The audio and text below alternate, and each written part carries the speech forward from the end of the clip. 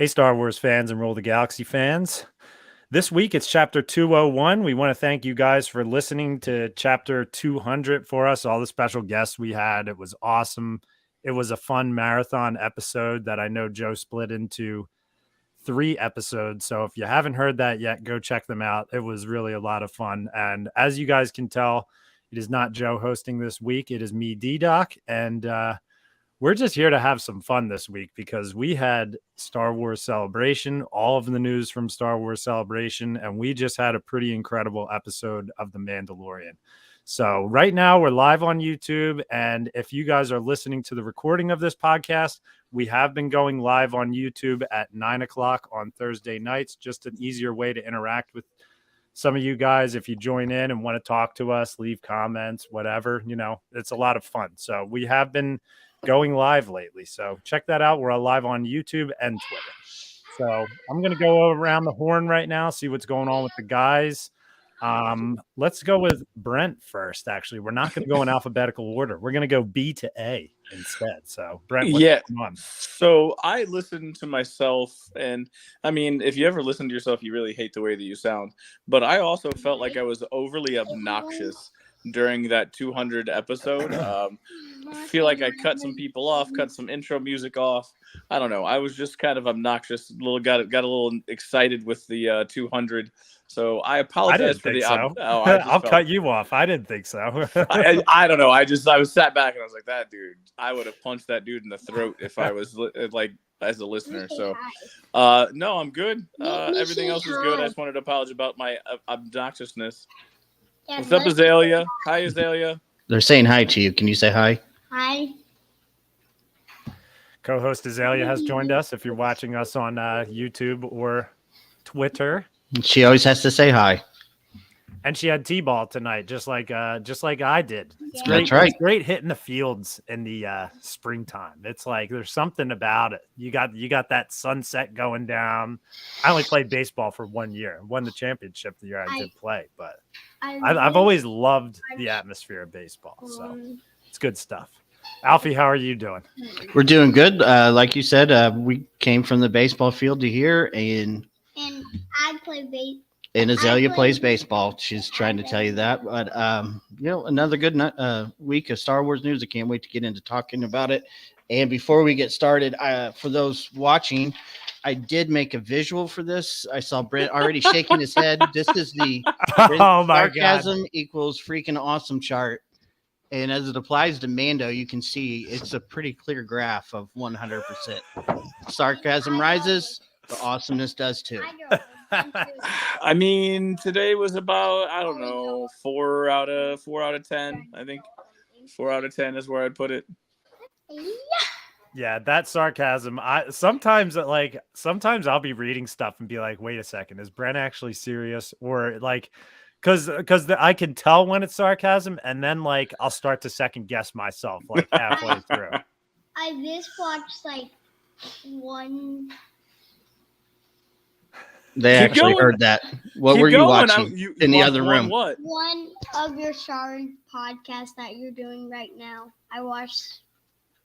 So I saw it, so I was like, "That's my dad's podcast." Absolutely. That's awesome. We're rock stars, right? You're gonna be the podcast host next week. Do you want to be the host next week? Yes. Oh, geez, yeah, that'd be. There's only 3 of you. You have the same stuff on. I just watched I ran out here to get this to tell. Cool. Love it.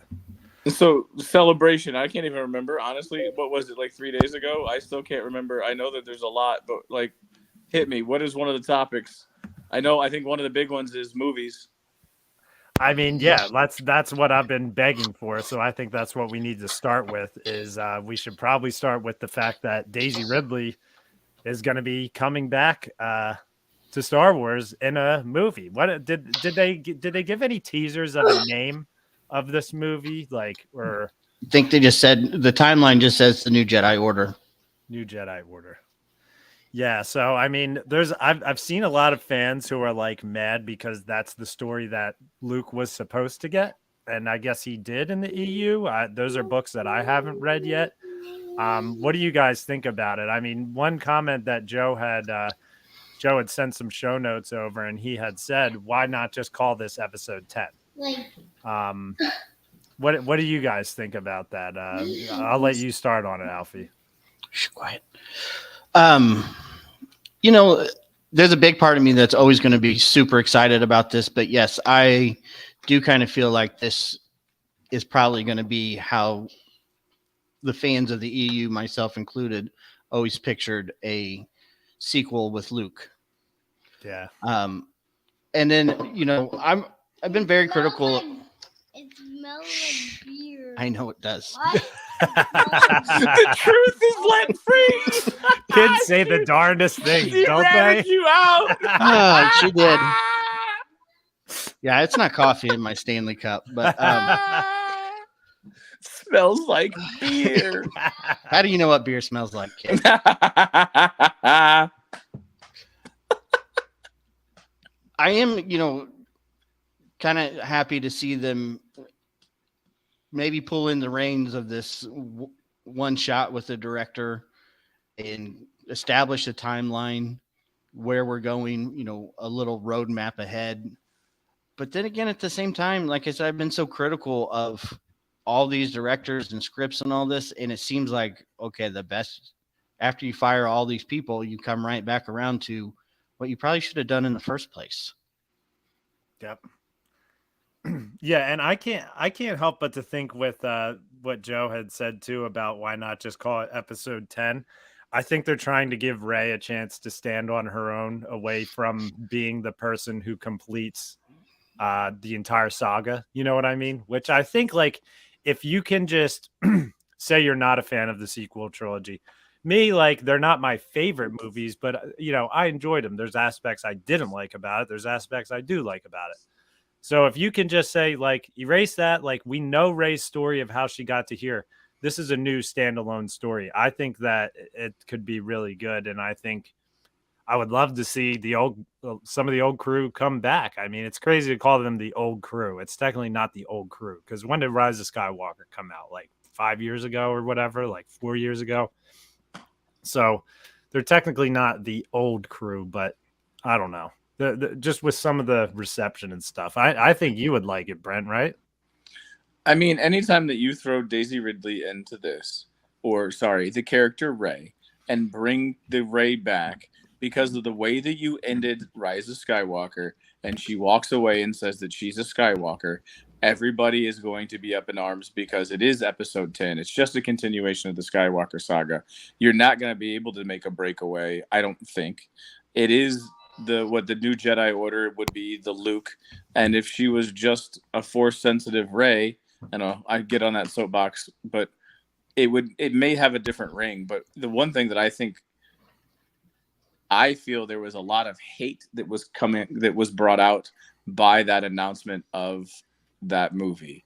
The fan base really got misogynistic and attacking towards anybody that, I don't know, I think it's because the anti-Rey, anti-sequel, pro-Luke, and you're just taking Luke's story away, and why are they letting Rey have all this information, or why this Pollyanna, whatever you want to call it, what is it, Mary Sue, she has everything, just give her another story. There were a lot of comments that got turned ugly that I don't agree with at all, but I just know that I feel it came from that announcement of that movie, turned some ugly comments. A couple of Facebook groups that I follow, because I'm more of the old fuddy-duddy, they banned people straight away from some stupid comments that people are making.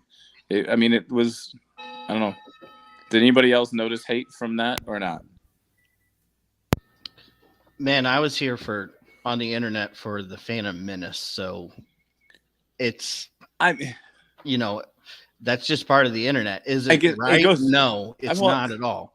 I guess it goes in ebbs and flows, though, right? So I feel like there's ebbs and flows of when the nastiness comes about. And I feel like right around Celebration, there was a lot of ugliness on the internet. And I get that.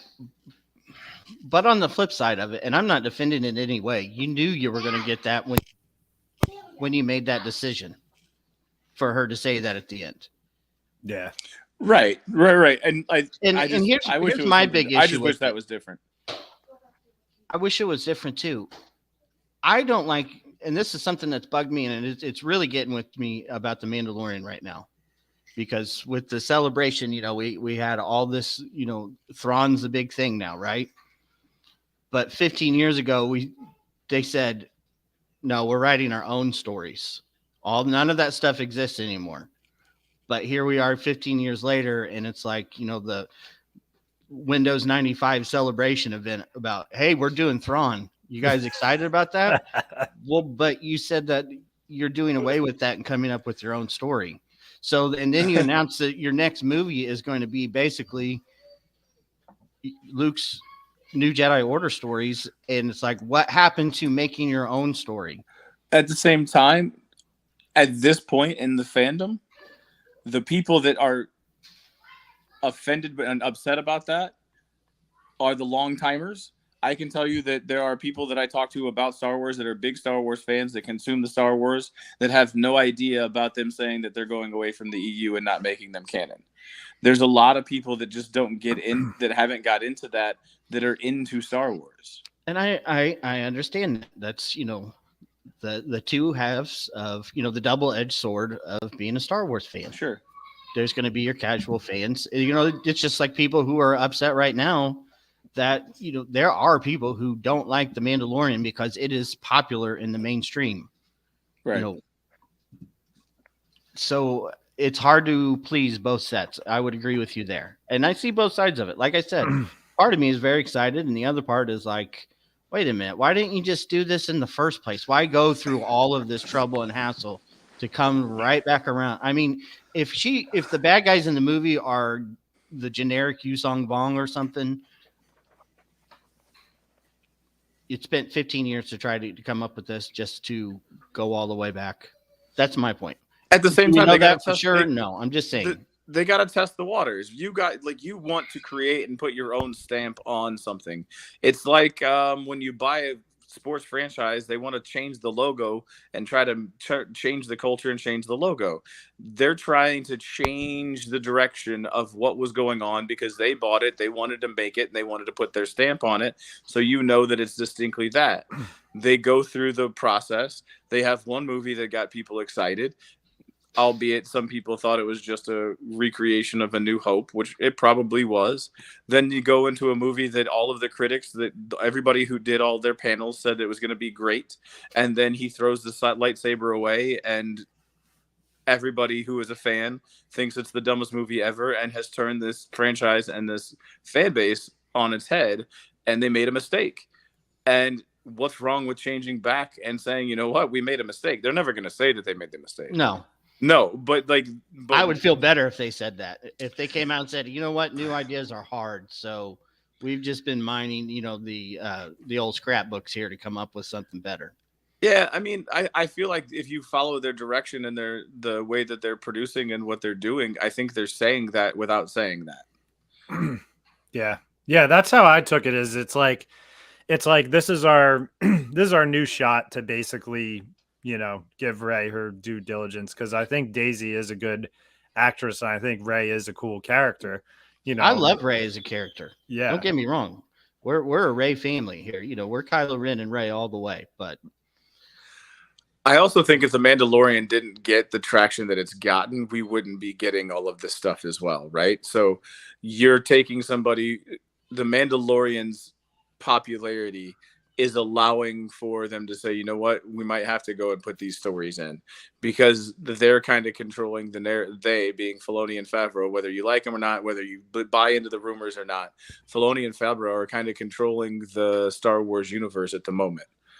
Yeah, I honestly, the way I look at it, I think you should just look at Star Wars as Hogwarts, and every fandom section of Star Wars is either Slytherin or Gryffindor or Ravenclaw or whatever. Like, if you like High Republic, that's cool. I never even read anything about the High Republic, but I see like pictures of Jess at, Celebration, and she has all these guys with her, like, love High Republic, which I think is cool. Like, that's fine. I don't know if I'm ever going to read any of that stuff or like, I will watch it like visual. I'm kind of like visual with you, Brent. Like I'll watch it, but I don't know anything about the High Republic at all.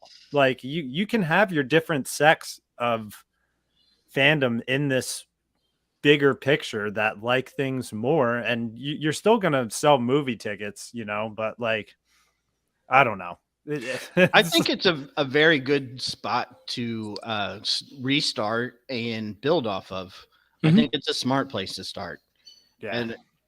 And I really would not be surprised to see her movie be more of like a Mandalorian type of story where she's more off way out on her own, to where they don't have to include so many people from the cast of the sequels or really touch on what happened afterwards. I think it could actually be more of an interesting movie if we just focus on the new Jedi Order and, some big new enemy. The only problem that I have with that, and I'm cool with that in a way, but my fear is if you do that, you lose what I feel is one of the core things that Star Wars has, no matter what you talk about it. And that's that idea of that either found family or family aspect, or that family becomes to me a very big theme if you look at it, and having that group, right? So the found family of the original trilogy people, the family of Rebels, the brother relationship in Clone Wars, the family relationship, family dynamics, if you take her and shove her away, obviously you'll create that family atmosphere, hopefully by whoever she's recruiting, right? She'll bring in and build that family up if it's done right. But I fear that you'll lose some of that family aspect. And see, I fear that you'll make another episode 1 where you're bogged down in the story by trying to explain why the galaxy is so drastic and how it works.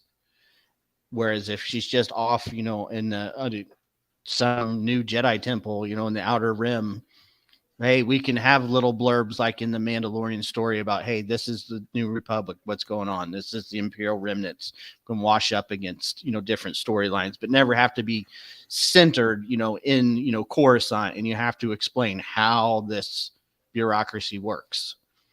Yeah, no, that's a good point. So, and there was, I think we've hit some good points on this Rey movie. We could move on to the other two movie announcements. The other one was James Mangold, which is going to be a movie about, what is it, like 20,000? Like, it's going to be about the first Jedi. The first Jedi. Much. The Dawn of Jedi. Yeah. Yes. Who I think should be cast as Christian Bale. That's my guy, who I think should be the first Jedi, because Christian Bale has said he wants to be in a Star Wars movie. Picture that man with a beard. It would be pretty much just like Batman Begins. Like, there's no doubt about it. But like, I think he would be a great Jedi. That's like the guy I went with. Who knows? It could be a girl who they choose for the first Jedi too. Like, you never know. But like, my casting idea that I have for the first Jedi, Christian Bale or Leonardo DiCaprio. I'm going big. Those are A-list. Those are A-list. God, I at this point, I don't think DiCaprio is anymore, but he does put people in the seats. He does two A's. He does put people in the seats, and people will go watch. But he's getting old. I don't know if he's still the draw. I would say Shia LaBeouf, but he went bat crap crazy there too. It's after dark. You can say shit. Yeah. He went crazy for a hot minute. I'm trying to think. Who's the dude from Goose's kid from Maverick? Miles Teller. Teller. Yep. Philly guy. But I feel like, and what I really like is when Star Wars finds people that you don't know. Daisy Ridley was unknown. Mark Hamill was essentially unknown. Let's go with who else? Hayden Christensen was pretty much unknown. I was just reading it. Sorry, I got distracted by your little posts up there. Like, I like when they find somebody who's the unknown actor and then turn them into something. So Yeah, Sure. but that's no fun for speculation. But it is though. Like you just pull somebody. Like you create somebody. You create somebody. Okay, so I want the first Jedi to be me then. So why can't it be a Wookiee Jedi though? It could be. Because then the entire movie would have to be in subtitles. No, they have a lisp if you listen to one of the books. I love it. Yeah, and I mean, Lucasfilm must be happy with the Indiana Jones movie that Mangold is coming out with, because this Mangold movie seems like a surefire thing to me. I'm gonna say. I think the Rey movie is going to happen as well. Why? And I think all three of these, lock it down. I think all three of these movies are happening because the third one is Filoni, and it's him doing what I've been begging for on this podcast. It's Filoni wrapping up all of the storylines we're seeing on TV, which then makes me think, what the hell is Disney Plus going to do with Star Wars after all of this? Because they started talking. Go ahead. They started talking about that in 2020. At that Founders Day event or whatever, the Investor Day event, they said that there'll be a culminating project. Yeah, but I figured they were going to milk the Mandalorian and the Ahsoka show, and if the Skeleton Crew is popular, like I figured they were going to run this on Disney Plus as long as they can, because when you say Disney Plus just switches to for a little bit after all is said and done, after this Filoni movie, like I'm looking far into the future here. But after the Filoni movie dust has settled and everything like that, it's like you need to keep live action Star Wars on there or you're going to be losing some people. Like I have friends who only watch The Mandalorian. That's the only reason they have a Disney Plus subscription. They will not watch the Clone Wars. They're going to watch the Ahsoka show because they think she's cool. All they know of her is the Rosario Dawson character though. So they need to keep, they can't end everything with this movie. I don't know. Are you creating the MCU here with these storylines? That's the question, I guess. Is Rey going to tie into these storylines for the future? Because everybody's guessing, oh, well, Grogu's going to be 98 years old when Rey is, running her academy. So Grogu is going to be able to talk and he's going to be an adult now. And Rey is probably going to train Grogu. Those are all the theories I'm seeing online. Until Grogu dies next week. No way. He's going to get too big for his britches in IG-12 and he's going to get sliced in half by the Darksaber. I bet he uses the Darksaber. Oh, if that boy uses the Darksaber, and if you've already got that in there, stop planting that seed and nugget of your spoilers. No, I don't know that. No, that's just my thought. If you think back to the season finale with IG-11 and how awesome it was, the way he was on the speeder, twisting and turning. Could you imagine Grogu with the Darksaber doing that, just causing absolute chaos? Not being good at it at all. Right. Not being good, just saying, he picks it up and he's just twirling around. All right. So that was the nugget segue. We got to go back to some celebration talk. Sorry. Got sidetracked. Yeah. Yeah. So the three movies pretty much we have, they're going to happen. Lock it down. Hey, D-Doc, if I know you in 2029, we'll see if they still happen. You'll know me. I think we're still going to be doing the podcast. We're going to be doing our what would that be like? I don't know. Whatever, 1,000 episodes. Yeah, we'll still. I think the Daisy Ridley movie is probably a lock. I don't think you sign her up and trot her off in front of an audience and then cancel the movie at some point in time. Yeah, not saying that it can't happen, but I'd say as a company, you kind of got to honor that bet right there. How about them bringing up Rogue Squadron with Kathleen Kennedy again? And she's like, just let it die. It's still in talks. It's like we talk about that every once in a while. Yeah, it's like every guest we have on always brings up. I've noticed this throughout our podcast. Any special guest we always have on, everybody saw that teaser trailer for that movie, and it's just not happening. Patty Jenkins is like, has she even said anything about it ever since? She was probably sitting on her couch and saw that like article and was like, what the hell? Like, that's been done for 2 years now. Like, just because but the idea is still there. I mean, it really just because it's on a shelf doesn't mean it's done. It wouldn't be right, because it's like the easiest thing in the world. I don't know how you screwed that up to begin with. You have an ungodly amount of comic books, novels, and like 3 video games to plagiarize. And you've already shown that you're willing to do that with Kenobi. So, I mean, the sky's the limit. Just start reading a little bit and writing it down. Yeah. I mean, yeah. And just because it's, again, it's in production hell, right? It's in purgatory. But just because it's in production purgatory doesn't mean that it's gone bye-bye. I would have liked if Kathleen Kennedy, when they brought that up to her, if she just said, that was a project in the past, but we're not going to talk about that. We're talking about what we have locked down right now. There you go. You never say never, because you never Right. know when it's going to come back off the shelf and some mystery investor says, you're making this movie, and pulls off and says, here's $100 million. I'm going to fund it. When the script writer for Kenobi, who plagiarized Jedi Fallen Order, is playing the Rogue Squadron game and says, hey, you know what? This is a really fun game. This would be really cool to be like a series. We did pretty good the last time we did that. Let's do it again. Right? Because what was it, 13 years or so? Because that was in production hell, but it finally got turned into something. Not what anybody wanted, but it got turned into something. Yeah, no, it's true. It's true. So, I mean, if anything, this season of Mando is showing what you can do to make we're getting so many different angles of ships that make them feel so real in the Mandalorian this season.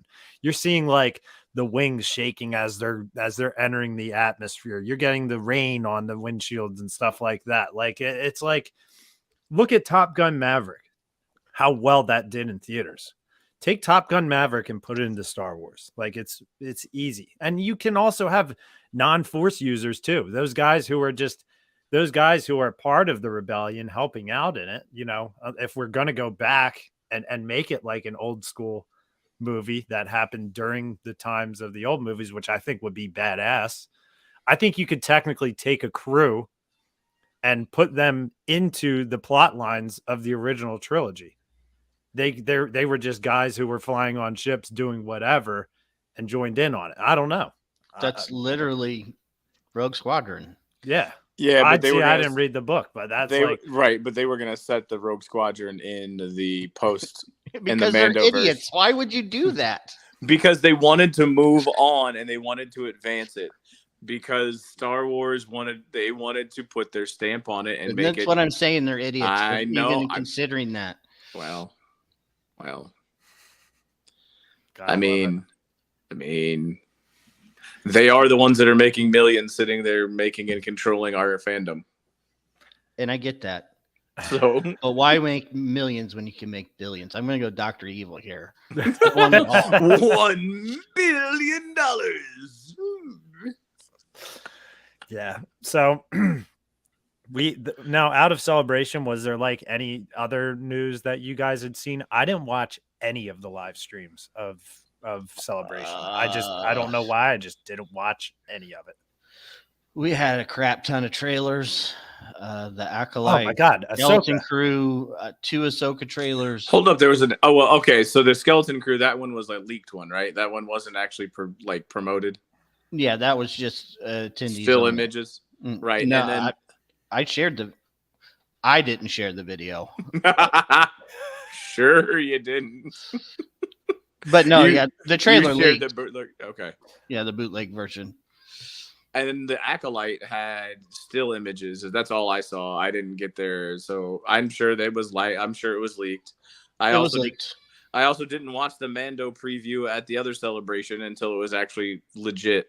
So Ahsoka, we can talk Ahsoka because I have watched that one. Do you want me to bring up the trailer onto the screen here, and do you want to chop it up a little bit? There might be some copyright issues with that. Well, you can. We did it. We've done it on here. We did it with the Mando. We did it with the Mando one. Joe did it through Zoom, right? Stream, right yeah. Right, that's not live on StreamYard. There's a little bit of different legalities involved I and think as long as principalities. you pause it every 15 seconds or so, you're good. If you want to pull it up, you can. I mean, like I'm a fan of it. What are they going to do? Put us in YouTube jail? I don't think so. I know that people do it. Go for it then. Plus, if you get copyright strikes, all it is they just don't allow the video to monetize. Right. I learned that lesson the hard way pretty recently. Look at this. Doobie Dave 51. I won't tell. That's my old YouTube account. That's my brother. What's up, bro? Oh, that's right. Because you said you finally, after 2 years now, he finally listens to you. Yep, he finally listens. And you know what it is? When I first started this podcast, I would push them to listen. And I think when you push people to do something, sometimes it makes them not do it. And now all of a sudden, especially your brother. Yeah. And all of a sudden, a couple weeks ago, I got a text from him. Hey, this Steve Glosson guy is pretty hilarious. I'm just like, oh, you're listening. He's a Glosson fan. He is a trip. He's great. And to see him turn to a little puppy dog when Mark Thompson was on and not want to do it. And then as soon as Dave Jones was on, it was like, hey, put another picture up there. Can't get Doobie Dave off Doobie my Dave. account. That was me, Doobie Dave 51. I made that name like when I was in like 8th grade, and I didn't even know what Doobie was. A lot of people sounds like an me. 8th grade name. That sounds like an 8th grade scream name. Yeah.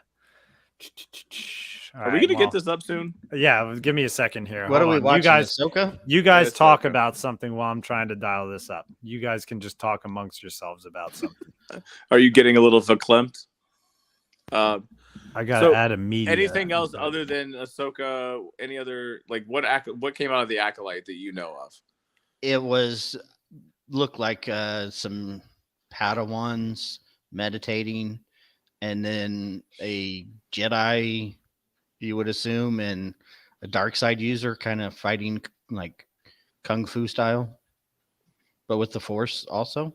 It looked, it was like 30 seconds of footage, two scenes basically. Have you seen? So speaking of, and so you're talking Acolyte, and I was like, I haven't seen the previews, but I have seen the Young Jedi stuff. I think you shared it or D-Doc shared it. Mm-hmm. That looks like it'll be a fun little cartoon. I agree. Zelia's really excited about that one. I think, most of the content that Disney has put out on their channel has been pretty good. We really liked Forces of Destiny. We liked the what was the Creatures one? Oh, I know what you're talking about. The one that actually got the whole Steve Glosson bit going was when we started talking about that one. That one was, enjoyable. I mean, granted, they're for children, so I mean, it's really, we're not going into it expecting like Darth Revan or anything. But they're fun. But so you talk about products and pushing things. When I went to Orlando, I flew into the Orlando airport 2 weeks ago for my spring break. My dad lives in that area, so we flew into the Orlando airport. There's a Disney store right off the airport. I walked into the Disney store, and there were 75 lightsabers of all different colors. And they were all labeled Young Jedi Adventures. So they were like, there was an orange one, there was a purple one, there was a blue, there was the green. They were of all different colors. So interesting. They are definitely trying to market and push that thing. They should. I mean, it's aimed, I say all the time, I cannot believe that they own their own, network, and they don't push like the Mission Fleet, which is geared for children. Right. You have your own network that shows toy commercials all day long, and you have a toy line that is geared towards children, and you don't advertise it. Like literally no one knows that line exists. All right. I have this, guys, just so you know. I'm going to add it in there. And also, I mean, Alfie, I know you have a kid around the same age as mine. It's like, now they just started Spidey and His Amazing Friends. And also shout out to Dr. Squatch. one of our best YouTube watchers ever since we started going live, and one of my favorite profile pictures there. It's Yeah, that's a good one. Spidey and His Amazing Friends is like, I remember when that came out, and I'm like, this is what I've been saying Star Wars should do. You make a kids-based show that's like Paw Patrol style almost, but you add these heroes in it, and guess what? They sell all their own merch for that stuff. They have a little Hulk, they have a little Green Goblin, they have Spidey, they have Miles Morales, they have Gwen in it. Like they have all the kid versions of it. Yeah. We know all about Spidey and His Amazing Friends. Yeah. Yeah. So it's like it was there for you, Star Wars, and they're finally doing it. So all right, let's see this. Go ahead. Share screen. All right, can you guys see that? Look at that little view. Yes. All right, we're gonna go full screen on it. Is that full screen for you guys? No, I can still see you guys, but I like it. Well, no, because last time when you did Ryan McGee, it went full screen and I couldn't see anything else in the 200th episode. But now I can see you guys as we react to it. Wow, let me we're gonna roll through this. So I won't be able to see you guys. You guys just tell me when to pause at certain points, and we'll check some of this stuff out. All right, where are we at right here, Alfie? Do you know what this is? It's got to be Lothal. I felt like that was Lothal. It could be somewhere different though. Yeah, I don't know. It looks a little sandy for Lothal, but you never know. And I think it's because you know how the mountains of Lothal are like that white sand that that's what I feel like. That's why I thought it was Lothal. Yeah, and the pillars look awesome too.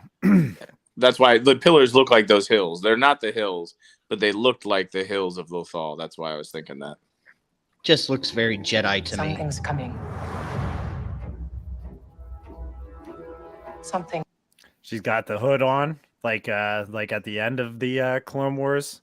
You mean Rebels, sir? Well, yeah, but she was wearing the hood when she was looking at all of the clone trooper helmets, all of the. You're talking season 7. Yes. Yeah, but this is more like I'll when you get to it, I'll explain. Dark. All right, pause that real quick. All right, so the Dawn of the Jedi, right? So somebody took a picture of the Dawn of the Jedi and the symbol of the Dawn of the Jedi, and they also took a picture of Luke sitting in Last Jedi, sitting on top of a mosaic, and they basically look the same. And when I looked at the Dawn of the Jedi mosaic and I looked at the Last Jedi mosaic, I don't know because there's a convenient shadow blocking this mosaic, and I know that he's talking to Azalea right now. But I was just curious, do you think that possibly, because I feel like this is a temple, this is Jedi in nature, is it possible that that's got like that Dawn of the Jedi, this is an early Jedi temple feel to it?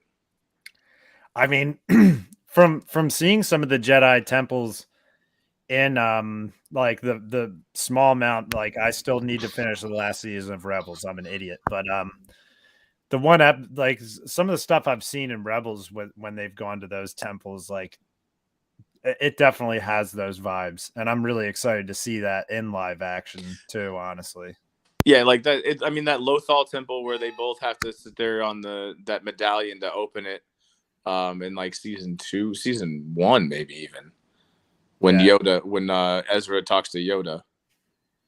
Yeah, and Dr. Squatch, I'll hype your profile picture all day. I love it. All right, and she's also like, you know, we're seeing like a little bit of live action Force using that we've never seen before. How she's using the Force on her sabers to cut this open. I mean, Ahsoka's badass, and I mean they're gonna definitely show that in this. I sense it. Also, her makeup looks awesome. Costume looks awesome. Looks even better than it has in the Mandalorian shows, in my opinion. This is a new beginning. We got that's a loft cat, right? Yeah, there you go, D-Doc. We got a live action loft cat. Is it Lothcat or is it Loth. Lothcat? I call it because it's Lothal is how it's pronounced, so I always called it a Lothcat. I like it. I really enjoy the live action Lothcat, and also Sabine has pretty long hair here. Yeah. Yeah, So- so there's like a lot of speculation of whether there's time, because if you go back to Rebels, the end of Rebels, she has short hair when Ahsoka shows up and says, "Are you ready to go?" So is this post that meeting? So did this happen after that meeting? Did this happen before that meeting? Da da da da da. There's a lot of, just because the hair is different. I think it's just the interpretation of the hair, and I feel like it's going to pick up from where Rebels left off. Yeah. I agree. Great actress too, to play her. I mean, it's like, it's crazy. It's real. For some, So What do these we are the got same. here? So these are the same guys that were on. It's not Cordova. What was the name of the planet where we first?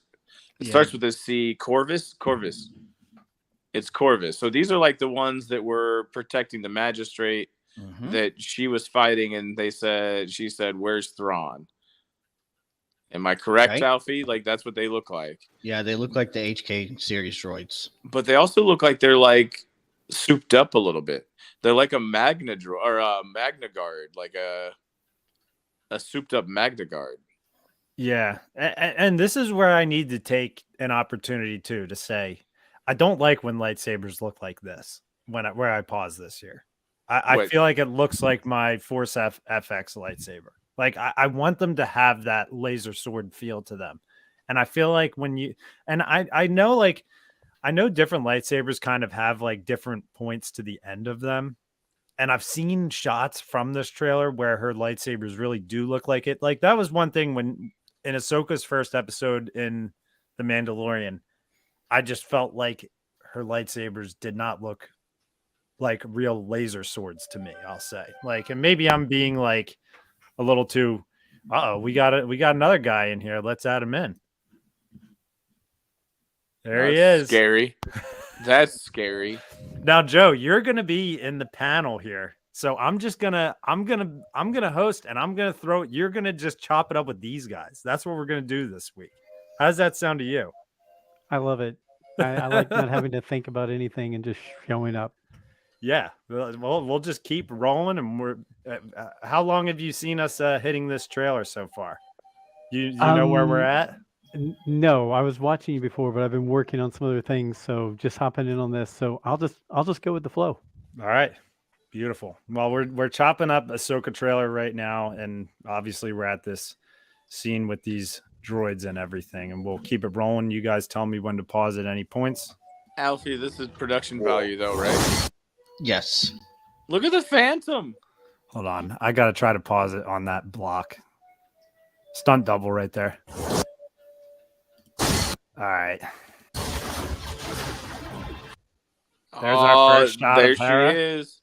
Doesn't she look a little thinner to me? Like they're like, this is not like a sit here gonna be. I'm gonna whine for a minute, but I still love the fact that she's in it. But she looked just a smidgen off from what I was wanting her to be, I guess. She's been working out. She's a little bit thinner. Like, I don't know. That's just me. A little symbolism too with an empty co-pilot seat, right? And thanks for bringing that up. That hurts. I mean, who else? Like, so they all broke off and went their own ways. So who would be with her? At least Well, definitely not Kanan. Well, no crab. I mean, they could have had Jason in there. I bet he is in the final shot. Just my prediction. You mean the final shot of the show or the final shot? No, of the final shot of the scene. Oh, okay.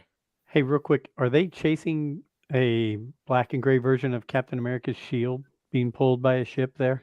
I thought it was like a engine from like a pod racer. Or something like that. It looked like an engine. Kind of looks like some type of shuttle. You can see that fin, like a Lambda shuttle, but it's carrying it by cables. Right. I feel like it's like a barge towing a engine. That's what I meant. It's not like, I don't think it's a pod racer. It looks like it's an engine that's being towed by this vehicle. Chopper. First shot of him there, live action. And he makes Chopper sounds That's too. not the first shot of Chopper live action. Oh, that's true. Rogue One. The first shot, Chopper talking. For others. He talks in Rogue One. He actually beeps and he actually has the same sound. Yes, he does. All right, we've got Balin here. Now, what are your thoughts on him? Have you guys read Alfie? the series about him? I don't know for sure. You know, I mean, with leaks, it's always hit or miss, and it can always be tweaked. But from what I'm reading, he's going to be a Jedi that fled Order 66 to the unknown regions. Shocking. Another Jedi that survived. Which I don't think that's going to be true because that's too much on the nose for, again, plagiarizing Jedi Fallen Order. Do we think in any way that Balin and his apprentice coming up here shortly, that they are taking the roles of anyone else in other parts, just being renamed? Just say what you want to say, that it's your girl and that this is Talon Card and that is Mara Jade. Just go ahead and say it. Why are you beating? Wasn't a Force user. I don't know. I feel like that's smuggler. what he's trying to hint at. I think he's hitting more at like Horus Sabaoth. Oh, Jaru Sabayoth. Or however you say it, yeah. See, But who? more. But Sabayoth didn't have an apprentice. Nobody could. You could just easily slide Mara Jade over into From the Emperor to him. Yeah. Oh, look at her, man. Whew. I mean, I And don't see if you notice right there, she has a Padawan braid. You're right. I can see it. I don't know if you guys can see my mouse, but yeah, it's right around I'm here. blind as a bat, and two, she doesn't really do it like she does for me. I'm hoping that she's Darth Xana. Is her last name Hottie? Xana. It's Her last close name to is Xana. that. I know you're making a joke, but yeah, it's something like that. Yeah, yeah, she would do a pretty good. Yeah, nah, never mind. Anyways, let's All right, it's roll. after dark. All right, now who is she going after here? I mean, why isn't there not a Mon Calamari sitting in the Mon Calamari seat? Is this New Republic? Do you think? Like, am Yes. are my timelines stupid, or is like No, this is New Republic. okay? So she's boarding a New Republic ship, and Yep. she's And effing why do what? the sabers look orange? Because they are orange. Filoni Why said are it was the- done on purpose? Why are the sabers orange? Because they're not Sith. Ginger lightsabers, baby, you gotta love it. Ginger lightsabers. Yeah, look at that. That is pretty awesome looking.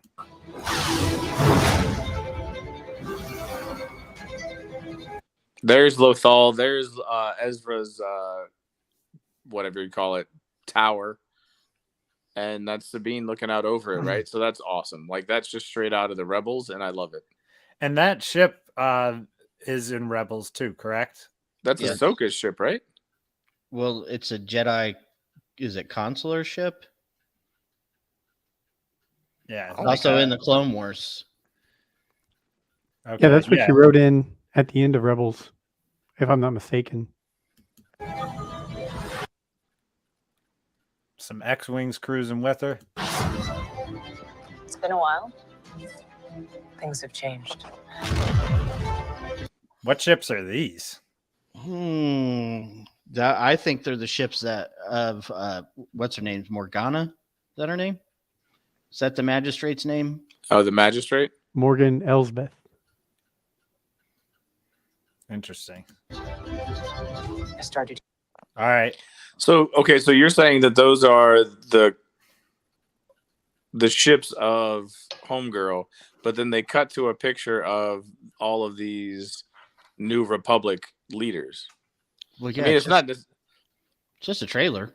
I know. They I'm not going to tell you exactly everything that happened. But they give me, like, those ships give me more of a rebel vibe than they do the magistrate. I don't know, than they do an Imperial or a post-Imperial or a Thrawn-ish vibe. They give me more of like they're rounded, right? Like the Imperial stuff is a lot more angular and sharp the Rebel stuff is a lot more rounded and smooth. But why do you assume that all bad guys are Imperials? Because it's Star Wars. See, now, my question I have, Mon Mothma in this, say this is present time where this is in the Mando timeline. Shouldn't Mon Mothma look a little bit older? Yeah, I like that we're using the same actress. I like the continuation of that, but like, do you think they could have done something to make her look older, Why does everyone expect time in outer space to, last the same or act, apply as it does to humans on Earth? Well, we already had a different actress play her in Return of the Jedi. If this is post Return of the Jedi, correct?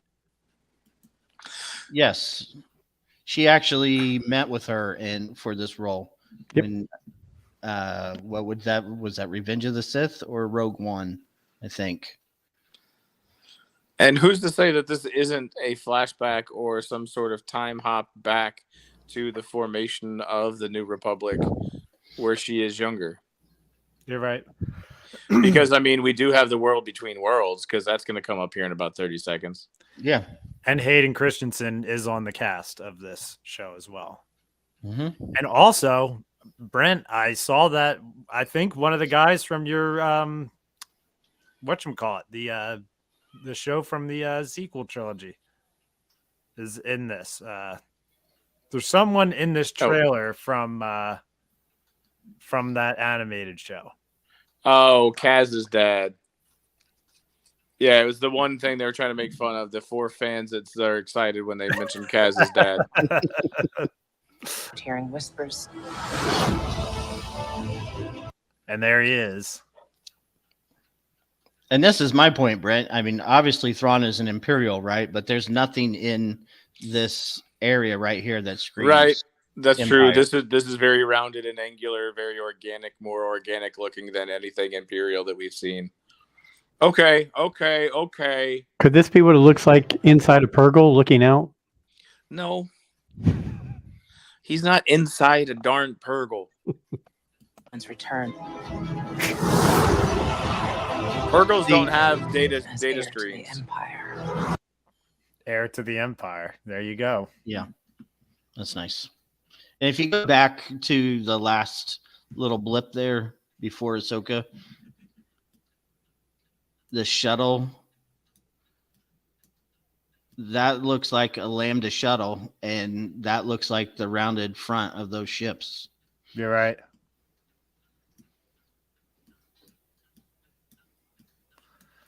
You're right. It does look That like doesn't mean Lambda. it's just a preview. It doesn't mean that they're connected. Right. Just Because like because the Hulk being in the Marvel, the Infinity War trailer. But if you look change it. If you look at the picture coming out of Thrawn, the Thrawn looks like he's in atmosphere somewhere, where this looks like it's in outer space. Well, it's like 8 episodes. He can be in 2 different places. It doesn't mean that the same ship. That's what I'm saying. As heir to the Empire. See, that That's looks the like ship. that Thrawn was on. That's the same ship, yeah. And who's this? Morgan? Isn't that the blonde? No. No, she's got like some gray hair and a bun. This is the Night Sister. Oh, you're right. Yep. Who? That's a Night Sister? That's Morgan Elsbeth. That's Who's the that? magistrate. Oh, okay.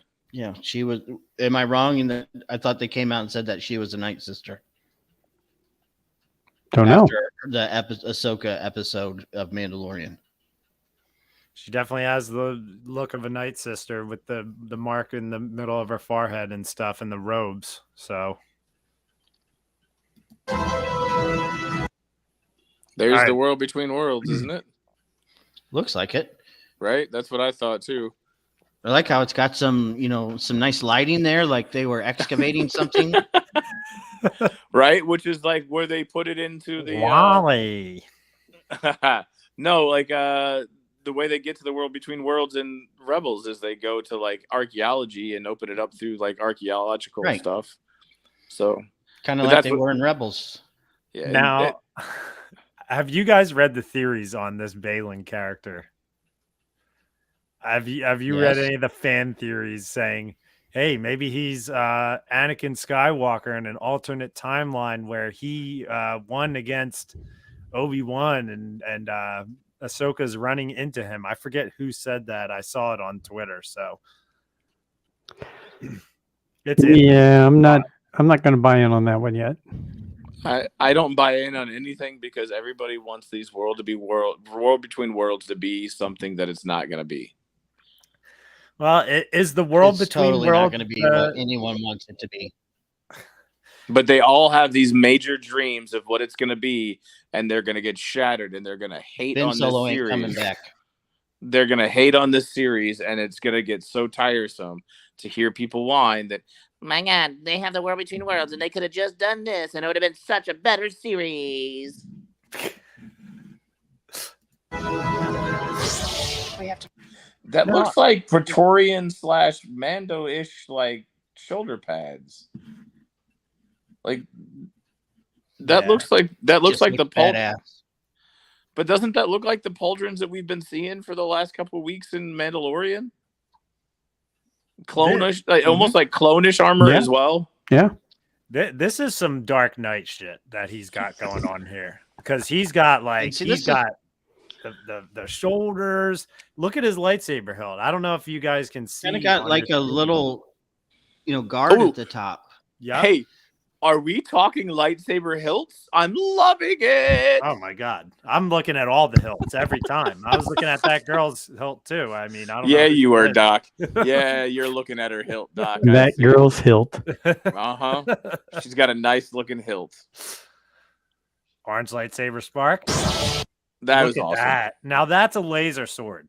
That's what I'm talking about. That's what I want Ahsoka's to look like, but maybe she just has her blades honed differently.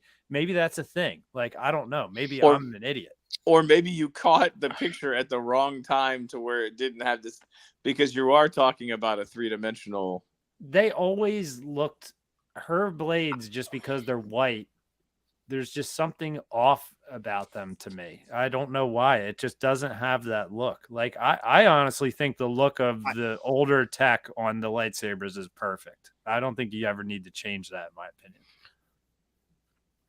I think this is all intentional. The armor, the lightsaber, the ships, because in my opinion, all of this is coming from somewhere is unknown, basically, to the galaxy. So it's going to look differently. May look similar in some aspects, but it's going to be very foreign looking because it essentially doesn't exist in Star Wars, if that makes sense. Are you saying it's new stuff, Alfie? New writing? No, it's not new writing. It's just coming from a new area. No, they're coming from a new area of the galaxy that hasn't been explored before. So the things that these people have are going to look very foreign or, almost alien to what we're used to. It just like the color of the saber. I think that's intentional because they're not Jedi, they're not Sith, they're just dark. Interesting. They've been in a separate part of the galaxy where none of that matters. Plus, it's a good source of vitamin C.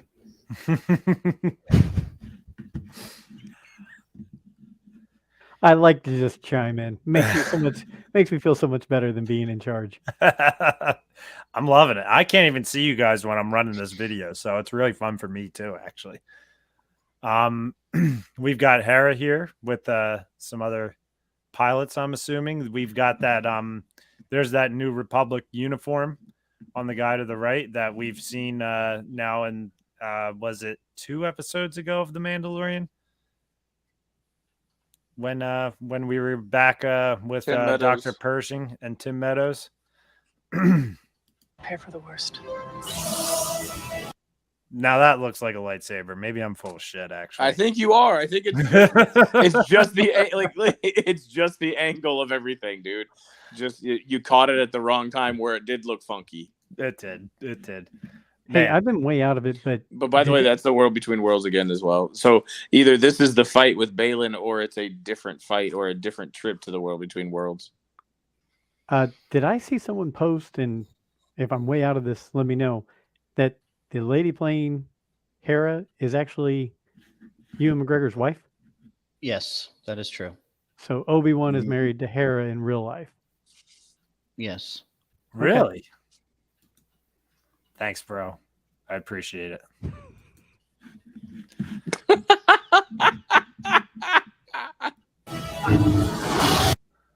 Man. I'm trying to go back to, I'm trying to catch a pause on that. Man, that is an awesome. Oh, look at that pause right there. Look at Ahsoka with the foot up on the wall. We're gonna see some cool stuff with this for live action, man. From what I've read, and again, trust it if you want, could just be a bunch of bullshit. But basically, this master and apprentice are thunder and lightning.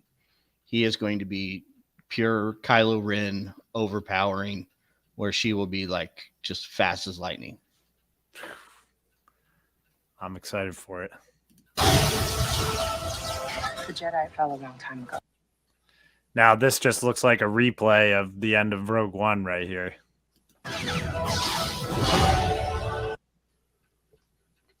Which, like, that's obviously done on purpose, right? Like, it came out that Filoni is the one who directed the end of Rogue One. Star Wars hallway scenes are amazing. We got one this week in Mandalorian. You're right. Always rock. I mean, this is basically also Mandalorian season 2 with Luke. Yep. And they had a bunch of concept art that had Plo Koon basically doing the same kind of thing in a hallway. This is a hell of a trailer. This is one of the, to be honest with you, like, this is one of the best Star Wars trailers I've seen in a long time. Lucasfilm knows how to cut a trailer. I'm sorry. Like, they have everything I have seen in trailer form has been fantastic, including Rogue Squadron.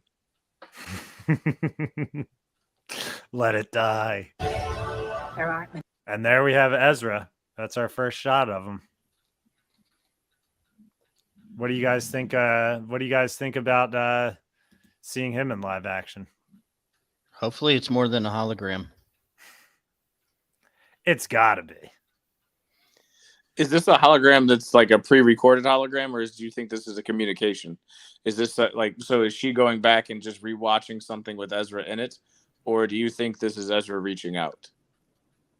I'm going to throw my 2 cents in and say it's an old recording, like looking at a photo of somebody reminiscing, right. But then we'll see the real deal later on. I was just saying for this one specifically, I feel like it's like a photo or going back to the hologram so she could watch him, so she could remember him. Which is a nice callback to Rebels, because that was kind of Ezra's thing, was he was, had a thing for Sabine. And now that he's gone, she really, I don't know if she's in love with him or just, misses him, loves the idea of Ezra being there. But anyway.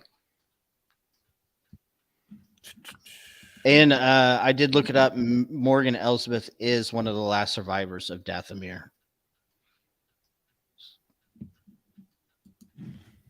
And he left.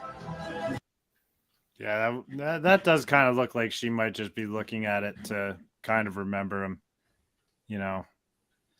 She's got a little graffiti on the walls and everything, though, which I think is pretty cool, to see live action.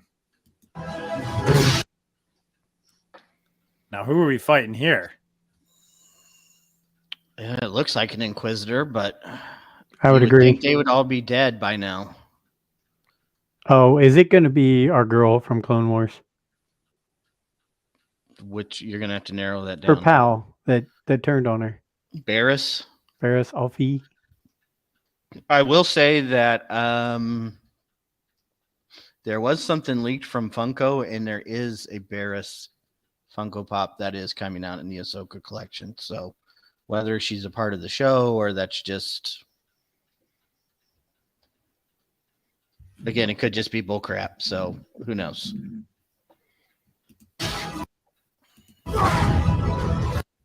Now that's one of my favorite shots is her with the. Is that a Star Destroyer in the background? Oh yeah, in the top left corner.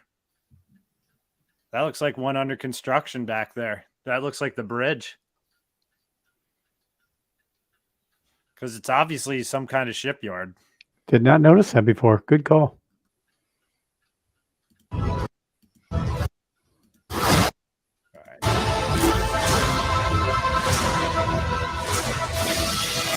This is an awesome shot right here. That's a good one. Her just dropping down out of that ceiling. Oh. Perhaps it is time to begin again.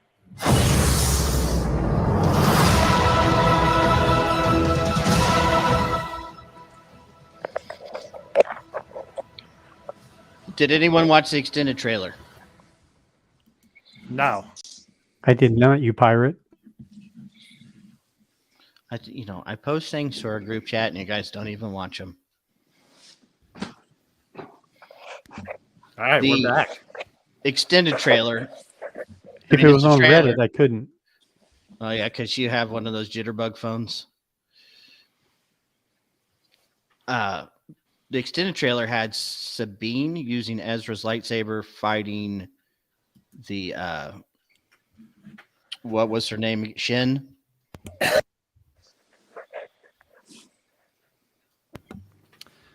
Yeah, I'm not sure. Shin Hati. Hati. It's a very fitting last name. All right. Well, I didn't expect to do that, but I'm glad we just hit that trailer like that. It was fun to kind of go over those little details. I really think that show is going to be awesome. And for a lot of people, it's going to be their first introduction to Ahsoka, really, other than what they've seen in The Mandalorian, because some people are just never going to watch the animated shows, even if you try to tell them to do it. That's a good point by Squatch there, too. Perhaps it's time to begin again when, it has to be about rebuilding the Jedi Order. And I'm going to throw it out there. You guys know my love for the animated series, whether it's Clone Wars, whether it's Rebels, whether it's Resistance. I think people are missing out if they're not at least taking the key points and the key arcs out of those series and mixing them in with other parts of Star Wars. There's too much good stuff going on there that builds this up, in my opinion. I mean, seeing Kanan Jarrus and what he does, if you haven't seen that, seeing Hera and Jason isn't as meaningful. Yep, definitely. Which I still need to finish Rebels, so I'll probably do that this week. You just did. Hey, I know what's coming for Rebels, so maybe that might spoil some of the emotions for me, but I just need to get through it, and that's one of those shows where sometimes if there was a couple filler episodes, I would get sidetracked from the show and not keep going the next night. That's one thing, but that was also part of me binging it after it's all come out. So what do you think, guys? You ready to hit some Mando talk? Let's hit it. You hit that trailer. So do I need to have the chart ready? Yeah. Have the I don't know if Joe has seen that. You got to bring that back up again, Alfie. Joe. We have the Brent sarcasm equals freaking awesome chart. I mean, it just took me out of it. I don't know. That took a lot of work. It's a good chart. I really like it. So it's akin to the Crazy Hot chart, which I think is an awesome connection as well. Yes, the Vicky Mendoza Crazy Hot scale. Yes. Well, let's go around the board and just talk about what you guys thought about that episode, and let's just hit on whatever. Let's talk about it, because there was a lot to take in for that episode. So whoever wants to start, go for it. You guys can. We'll start with Alfie. Actually, Alfie, you set it off. All right. Well, I mean, I'm pretty biased here, so as I've been saying this whole season, I don't get why people are down on this season. More Mandos flying around doing Mando crap. I I really liked it. I think it was a nice setup for a really great finale. Had the first 5 minutes that really answered a crap ton of questions and really moved a lot of stories forward, not just in Mando, kind of filling in some gaps here with the sequel trilogy, or maybe not even filling in gaps, but just setting up a little bit more of the story, leaving some breadcrumbs. It really makes Moff Gideon into a much better villain. I really liked the episode. I can't wait to see the next one. And I just have to bring it up because I know Brent loves some toy talk. I do not understand why you would not be trying to capitalize on this episode. There's at least 4 figures that if you had a Mando display at every Target and you stocked those shelves Friday, they'd be gone. I would agree with you on that. If you can put an IG-12 with a baby Grogu in the middle of it, tell me a kid who's not going to want that toy, right? Especially if you can press a button to make it say yes or no all the time. I think that would be absolutely fantastic. Tell me what collector's not going to want that Moff Gideon, the Beskar Stormtrooper, the Praetorian Guard, the dilapidated Mandos. Did anybody else? Well, I'm a big old Marvel comic guy, but the ship reminded me directly of the early Marvel comics in '78 or so, with Luke on an adventure in a world where they were using ships like that. So really love that callback. It's the first thing I noticed. There wasn't much that I didn't like about this episode. Having Moff Gideon obviously back, seeing the different Imperial warlords, seeing Paleon, mentioning Thrawn. All those things, the shadow, I'm blanking the word, the shadow council, all drawbacks from the EU. And then you go and see the great action. You see them get trapped and ambushed. As Finn and Poe would say, they fly now. That was about 30 years before Finn and Poe said they fly now. So obviously it hasn't gotten out to everybody that they fly now. But yeah, I mean, it brought everything together. And it really makes me interested to see what the finale is going to be all about, what they're going to wrap into it. They don't know that they fly because Paz took them out. Paz went to town on those guys. I don't think a lot of them died, though. I think it was more just the impact of his heavy blaster. I don't know. Some of them he killed. And if you go back and watch it, then I love that the Mando started aiming for the gaps in the armor as soon as they realized they had Beskar. I saw a lot of shots towards the neck area, actually, right where the helmet meets the armor on the chest plate. Like I saw a lot of sparks around this area. I mean, he pushed the ones off the ledge, but is that really going to kill them because they have jetpacks?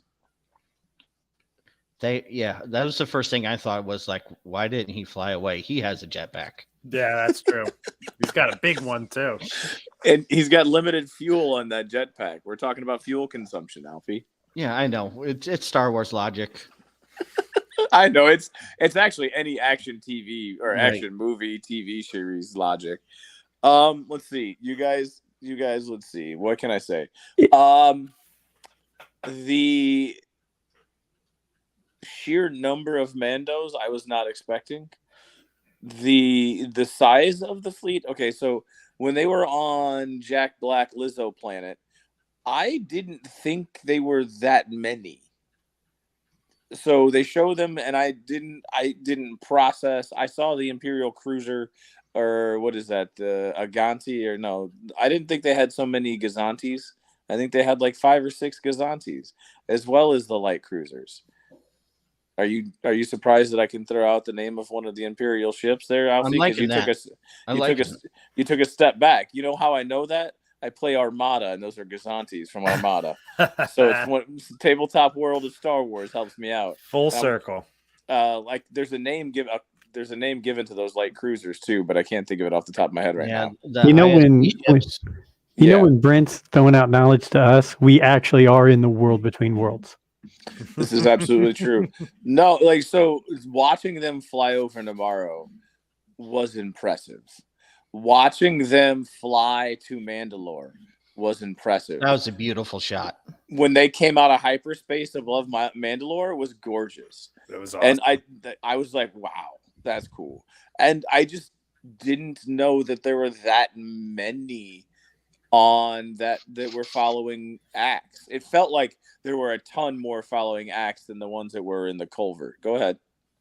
I think that could probably be easily explained that they weren't all necessarily there down on the planet. They were out doing side jobs that Axe Yeah. had sent them out to. Okay. Puts a call out, you know. But there's a ton of them. Like that Yeah, was there's a lot. Where were the bombers? Were they off separate somewhere as well? The bombers with Which bombers? like at the beginning of The Last Jedi? Were all the bombers somewhere during this part?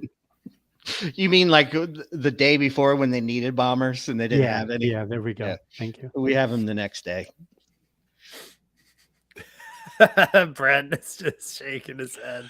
So those are the things that I thought were absolutely beautiful. And then I'm sorry, I think if I wasn't doing it because it was at 6 o'clock in the morning when I was watching it, but I think I've literally jumped for joy when I saw the Praetorian Guard.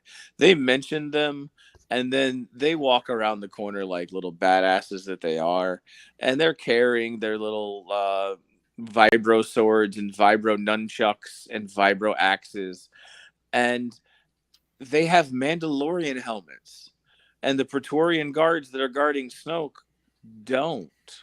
Because I went back and watched, I was like, did I miss that? Did I miss that they were Mandalorian helmets? But they have Mandalorian helmets here. And I thought that was dope. Awesome. That was awesome. Yeah, some guy, I don't know who he is, but he sent me an image of those helmets a long time ago, way before this show came out. Don't know his name at all. But I saw those helmets a long time ago sitting on like a card table somewhere. Yeah, I mean, that's the thing, too. Like I keep saying, you don't know if it's real or not. I mean, they were sitting in a bucket on a card table. You're like, there's no way this is in the show. Yeah. Oh, wait. Yeah, actually, yeah, this is it right here. I liked also, because I'm a sequel trilogy guy, you know. I believe I got my first sequel trilogy Alien when they were squeezing the fruit. Mm-hmm. When Grogu was playing around, that's a sequel trilogy alien that was selling the fruit, and that was the fruit. I can't think of the name of the fruit right now. It's from Rebels. Yeah. Also in this episode, we got another bad baby. No squeeze it, baby. Bad baby. Oh, from Babu Fricks, the Fricks family or whatever. Yeah. See, it is the worst thing that I have a baby right now, because I say that ever since the first time he said that to Grogu when he goes, bad baby, I say that all the time now to my child. When she's like, you know, like when the baby's getting into stuff at home, I'm just like, no, bad baby. So, for those that want to know where the crazy hot meter came from, or the Dykeman sarcasm meter, the Brent sarcasm meter, there it is. What is it, Malarunin or whatever? So, you were right. Melu run. Melu run, Melu run. So, when the show came out and we finally all watched it, I said that it took me out of it because there was a sentence. And there was a real world colloquialism that did, and I was looking for a nitpick just because of how good the episode was. When he looked at Grogu and said, "Are you all right?" Or like he said, "Are you cool? Are you all right?" I was like, "Oh, come on! There could have been a better statement." When he was trying to check on Grogu when they were running in the cavern. But that's about it. I have really no complaints for this. This was a lot of fun from beginning to end. Yeah. And like the whole intrigue about the spies, I don't know.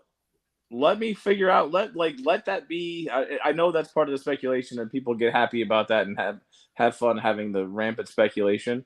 When I watched the episode, and this has happened for the last 3 weeks because it's so early in the morning, it just said chapter 29 or 24. It didn't have the title The Spies. So I didn't even know that it was titled The Spies. Does anybody else have that issue on Disney Plus if you watch it early in the morning? Well, they Yeah. always keep the title, but it depends on if you skip intro. Because if you don't skip intro, well, no, actually, at one point when the Mandalorian theme plays, I think it did go boom boom and then show The Spies on the screen. I think it did say that at one point. So I'm talking about when I'm clicking on the show. Oh, they always keep that. Yeah. It's always So chapter. it's always chapter, and then when I come back later this evening, and watch it again, it'll have the name of it. So right in the morning when they drop it, it doesn't even have the name of the show. It's even that case at nighttime as well. I kind of like that because I think it sends the viewer into it just to be like, what are we in for? It's just another chapter, you know. I think everyone is thinking way too hard on this spy thing. It's to me, it just means Moff Gideon. He's the spy. He was literally an ISB officer, and then the opening shows you he's really spying on the other Imperials more than anything. He's spying on everybody, right? Like Right. he's the guy that's got tentacles all over the place, right? And none of the other Imperials have any idea what he is doing about with like the Beskar stormtroopers or the cloning or where. I don't even think they know that he's on Mandalore. So you're calling them Beskar stormtroopers. I want to have a minor bone to pick with you. Okay. Because I don't think I don't think they're troopers, but I do think they're troopers, and I'm confused because here's why I don't think they're troopers. When he walks through the Phantom Menace energy shields at the beginning of this to go into his little secret meeting, they're standing dead still, better than Stormtrooper, like almost like they're dead droids, powered off droids. That's what I thought. They look like dark troopers standing there, just painted white. But if you watch, they have flight suits on underneath, and they're wearing cloth underneath their armor. And they taught when they were getting hit with they were making noises. Oh, yeah. I had the same theory as Brent. I'm like, these are another like upgraded version of Dark Troopers that almost look human because he was walking through that room, which was throwback to Duel of the Fates, in my opinion, when Obi-Wan is stuck between the walls. But yeah, they were just sitting there completely still. Why would any dude in a suit be sitting there? You got to go to the bathroom at some point, right? Like, geez, you can't sit there that long. It's just same as the poor guys on the Death Star that have to stand next to that little controller thing with no safety rail. There we go. Alfie, are you a non-believer in the armor? Yeah, no, I don't do that at all. I don't think the armor is a spy. You don't think she's bad? No. I think she's a Mandalorian that doesn't talk, and everybody, because she doesn't talk, she creates intrigue, and everybody wants there to be something deeper than what there is. Right, and the thing about the season is one thing that leads people to think she's a spy is because she's flipped in her beliefs, which can easily be explained as in, that when the founding of the Children of the Watch, they never thought the freaking mythosaur was going to come back. So they had no reason to assimilate back into Mandalorian culture because it's never coming back. We don't have to worry about, a new era of Mandalore, but now it did. And the only way to really create a new era of Mandalore, just like Bo-Katan has kind of done the same thing this season, is to flip her beliefs into that everyone needs to come together. Yes, we may be more rigid and follow the old ways, but still that's not going to get us anywhere. We've been living in a cave forever. We've been living in sewers. If we want to rebuild our society, we have to do it together as Mandalorians, regardless of what we believe or who we follow. Which was shown in that little chess match with Paz Vizsla and Axe Wolves. Yeah, that's when Grogu used the no. That was really, I'll say I was surprised by that actually, because I thought something bad was going to happen, which something bad does happen. Like, how long have they been driving that ship on that planet just to have this freaking monster come and just destroy that ship? Like, so go back. I'm glad that Bo let it happen, though, too, right? It's one of those things I'm gonna go back to my brother and I fight all the time. When we were younger, we would always fight. We would always fight, and my mom would break it up. And then eventually, one time, she's like, "No, I'm gonna stand here. Go at it. Fight each other. I want to Yeah. see it. Hit him. Fight." And we didn't touch each other from that point forward. But she, like, you know what I mean, like the reverse psychology, or just the fact that like she knows that it's a pissing contest. Right. And you have to get it out of your system. Correct. And she's a lot, because that's kind of what the Mandalorians do. Like both sides, whether you're Covenant or you're Death Watch, you got to prove who's better, who's stronger. It's just that part of the game. But then you have Grogu step in and he's like, you know what? Stop. And they stopped. Yeah. So I really liked all of that symbolism. I liked all of that stuff.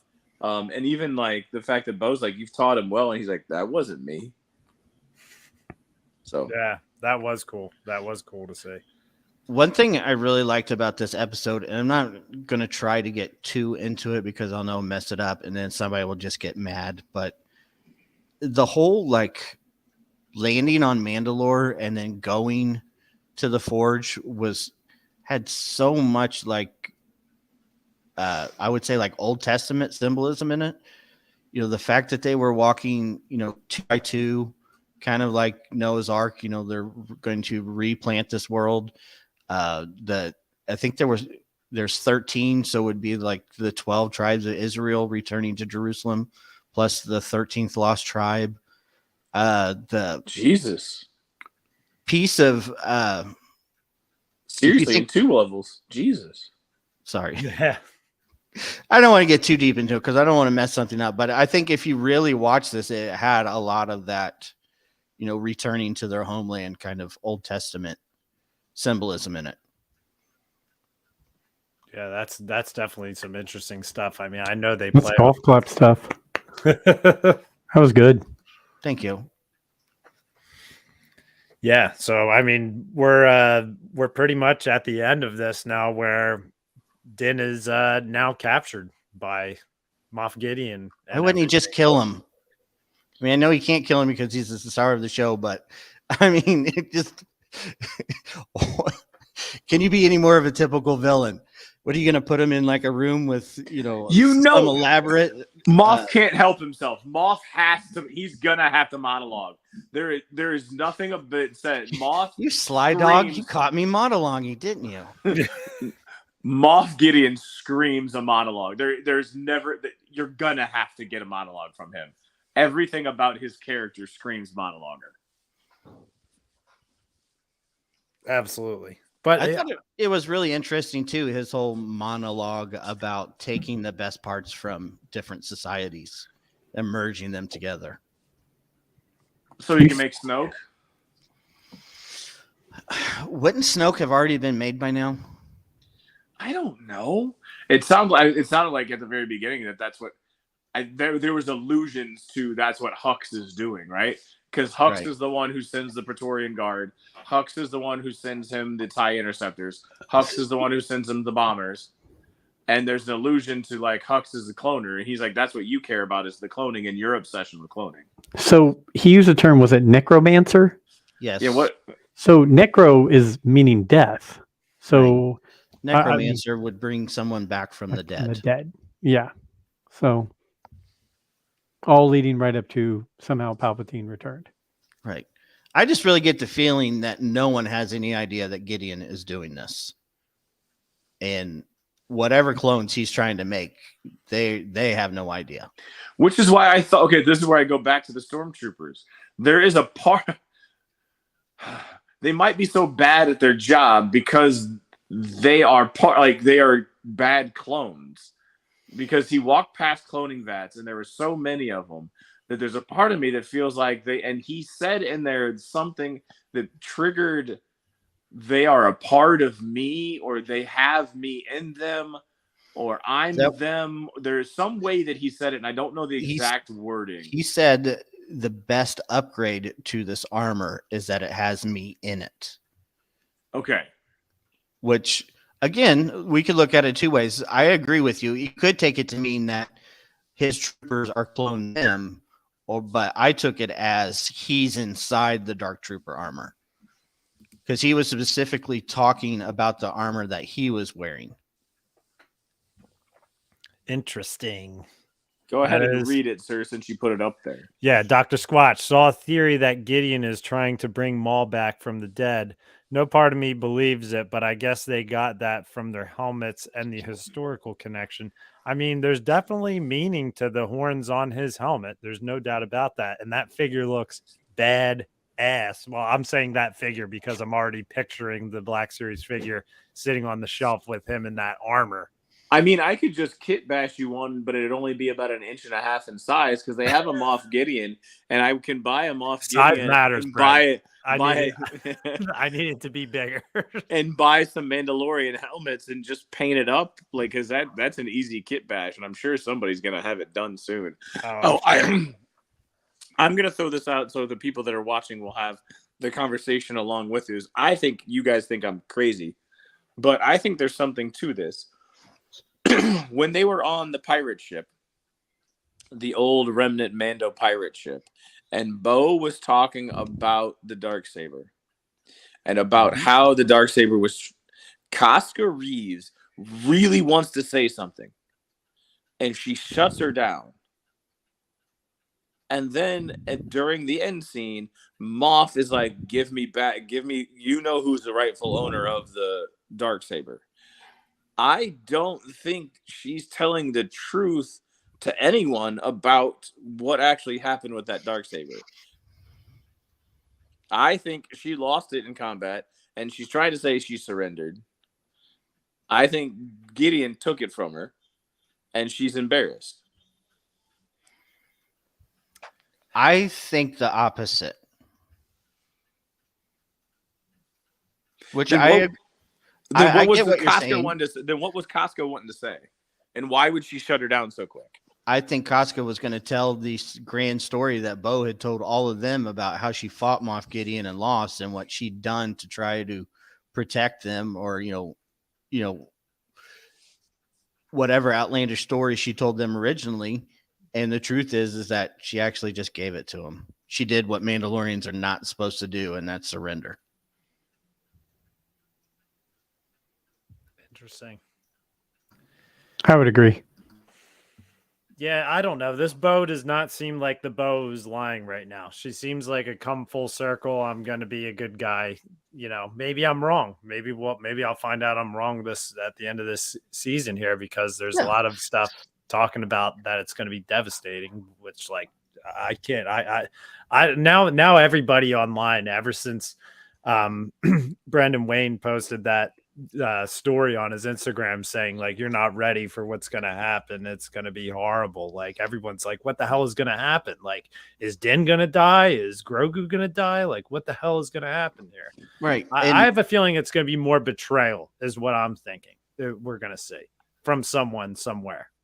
I'm thinking betrayal, but I don't know if it'll more so be death. I don't know.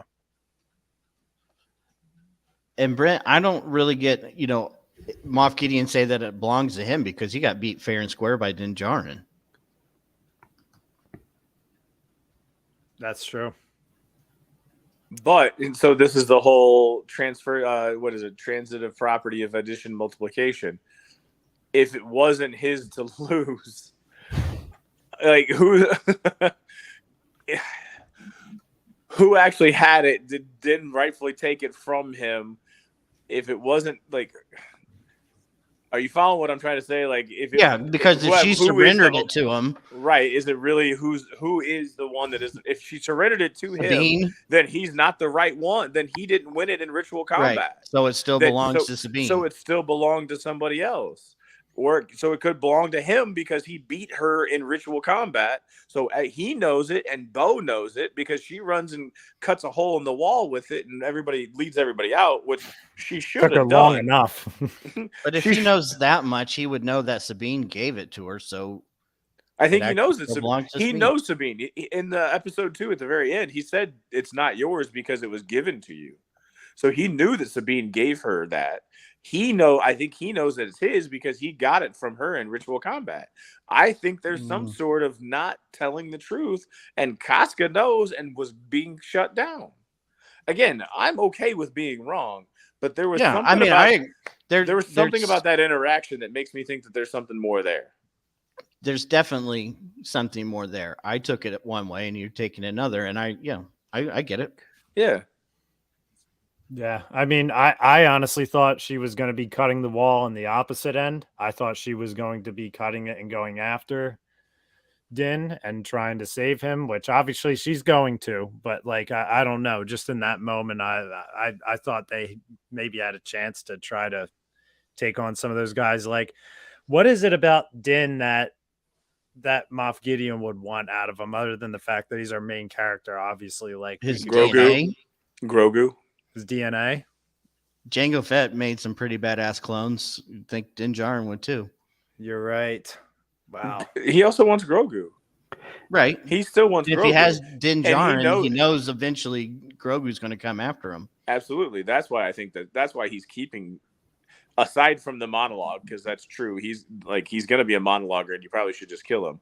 But the other reason was for Grogu to come so I can capture Grogu, because he wants the M count. Right. And then you have, just like what he said, you'd have a Mandalorian to clone, and you'd have a Jedi to clone. A clone Jedi Mandalorian, that would be badass. Yeah, it would be insane, actually. Who do we think will be the big surprise, the big show up in the last episode of the season? We had Luke, season 2, right? We had, was it Gideon was showing the Darksaber at the end of season 1? It was just the Darksaber. It wasn't really, because he showed up before then. Yeah. So we had the Darksaber, then we had Luke. Any thoughts on who could show up at the end of this season? The Blue Squadron will show up. Who's the Blue Squadron? The New Republic guys. Or I think he even refers to himself as Delphi Squadron. Travis? Yeah. The Canadian comedian? Canadian comedian, yes. I agree, bro. That would be nice. But I also kind of like Moff Gideon. I want to keep him around for a little bit longer. Once Thrawn shows up, he's gone. He better have an epic death. I'll say that, because I love Juan Carlo Esposito. I think he's a fun actor. And as you guys have said, he's cooking right now. Whatever he's doing, he's making moves. Like he's got some stuff brewing on his own. Well, I think it would be great with the way that they're setting up the New Republic as being so inept and, just this ungodly amount of bureaucracy. Because like, was it Steve Kent, the guy who was on our show, said today, how does all this happen and the main characters don't know about it? Wouldn't it be great if the squadron shows up, saves the day, and then Carson has to fill out all this paperwork about what happened, and it just ends up on someone's desk that never gets read and never becomes a part of the main story because the New Republic sucks so bad? Goes to Hassian Prime and gets blown up from the the whatever it's called, the planetary weapon, Star Killer Base. There you go. I mean, I know my Star Wars, but I don't know my Star Wars, if that makes sense. So another quick question. This is just a kind of a goober question. Since when do probe droids have two-way communication? I thought they just recorded and sent information back to the motherships. Maybe nobody needed two-way communication yet. Maybe they could always do it, but nobody ever needed to do it. That's true. Yeah, because your iPhone can do a lot of things that you never actually use it for. Yeah. Yeah, they modded them. Maybe the same mods from Kenobi series modded the probe droids. You never know. The mods, they mod humans, but now they're gonna mod probe droids. It was cool to see the probe droid and hear the probe droid, though. I was being gooberish with that one, but yeah. So I know you were. I think we kind of hit a bunch of the major points of this. I have no clue what's going to happen in this finale, which is something that I like. I love when I don't know what's going to happen. And that's why this last episode is a pure example of why people needed to just chill out on this show and just let it build up, because where we got to this point of the army building and changing of the Mandalorians needed to happen for us to get to this point. They have a fleet now. That fleet was built over these episodes. Bo-Katan and Mando's relationship changed over these episodes. Bo-Katan's views changed. They wouldn't be in this position without Bo-Katan being where she is right now. So like it all works together. Do you think we'll see Pedro Pascal helmet off this episode? Because he has always shown his face on the final episode of the seasons. I think so. I agree. Yeah. I've seen some theories too. Maybe they're going to wipe his mind, which that's crazy too. That would be sad because that's what Moff Gideon's apparently cooking right now with the Mind Flayer. Yeah. Yeah. That wasn't Moff Gideon. That was the New Republic. Yeah, that's true, but I don't know. But that was a watered down version of what the Empire uses. Yeah. The Empire lady just happened to set it to Empire mode instead Yeah. of Republic Didn't mode. they mentioned something like almost how he kind of set up what's his name to be mind flayed in it, you know, like it's like he's working the New Republic himself basically. And he's just chilling by himself on this planet building an army. Is he always on the planet though? So I think here's the question that I have too. Because supposedly you're not supposed to be able to get communications off the planet of Mandalore. So is it possible that he's also the fact that I make these noises? Because though, like, that's my like stupid internet traffic chatter. It's a good internet voice. I like it. But you're not supposed to be able to get your communications off of Mandalore. So there's nothing saying that when he was having the conversation with the Shadow Council that he was on Mandalore. There was nothing in that picture that would look like he was in a stone surrounded building or a bunker like he had. There's a possibility he could still be off world somewhere else. Am I wrong? Yes, Alfie, how am I wrong? You're not necessarily wrong. Okay. Except the Mandalorians haven't been back since they left. Correct. So you could make the argument that he's been there for a long ass period of time and has overcome that challenge. Okay. Or he comes and goes because he's made that building and he has people He's there got doing a shuttle and he just goes up into space. and he comes and goes whenever he needs to do something or whenever he's trying to do something. Because I mean, there's a possibility that because when you have the the Phantom Menace power things that was on a ground-based system, but it doesn't say that it couldn't be in some sort of space shuttle, right? Or that, like I'm saying, Bo-Katan's been there twice in 20 years or whatever. If he's been there for amount of years, he's probably overcome the situation and adapted to it and created some new technology. He's gone tech on it. This is also why there were like 30 or 40 TIE interceptors that came after Bo-Katan and Din and didn't need a capital ship. And didn't, where they came from, because they came from a planet away. Right. Well, hey, as we just real did quick, you guys like that the TIE interceptors hung like bats? Was that not badass?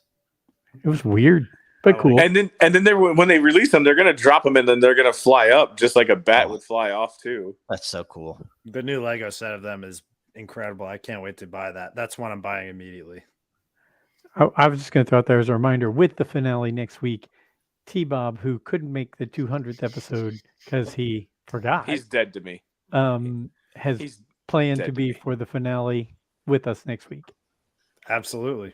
Yeah, that's what I was gonna. I'm ready to wrap it here, honestly, guys. I mean, we could probably talk about the theories on this next episode all night. Like, there's a lot that could happen, and to me, that's a sign of a good show when you're going into the series finale and you're sitting there thinking, "What the f is going to happen?" Boba Fett's going to drop in on that Rancor. I think the Brave One is showing up. I really do. I think we're going to hear the engine buzzing in. I think what ship? The Fire Slave Spread. One. Yeah. I don't know. It just comes out. I'm just so used to that name. It's fine. I was being.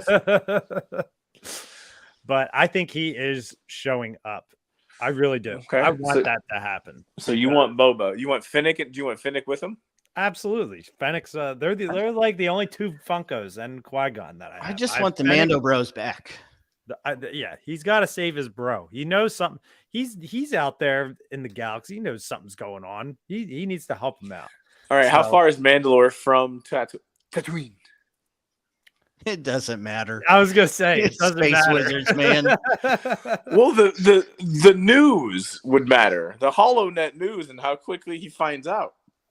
He's just gonna be like something. He's a crime lord. He's got his ear to the ground. He's got feelers out there.